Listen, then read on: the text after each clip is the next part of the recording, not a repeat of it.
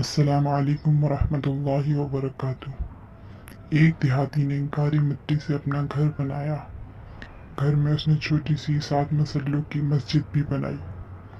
क्योंकि इसके 7 बेटे थे, तामीर मुकम्मल हुई तो इसने बेटों को बुलाया और कहा कि मैं चाहता हूँ कि मस्जिद की लिपाई जन्नत की मिट्टी से करूँ। तुम सब भाई जाओ और जन्नत की मिट्टी तलाश करके लाओ। बेटे परेशान हो गए कि जन्नत की मिट्टी कहाँ से लाएं। बाप का हुक्म था। 6 बेटे ढूंढने निकल खड़े हुए, जबकि सबसे छोटा और 7वां बेटा बीमार था, घर पर ही रहा। भाई शाम को थके हारे खाली हाथ घर लौटे तो क्या देखते हैं, छोटा भाई बोरी में मिट्टी भर के बैठा है। बाप ने पूछा, बेटे घर बैठे तुझे जन्नत की मिट्टी कहाँ से मिल गई?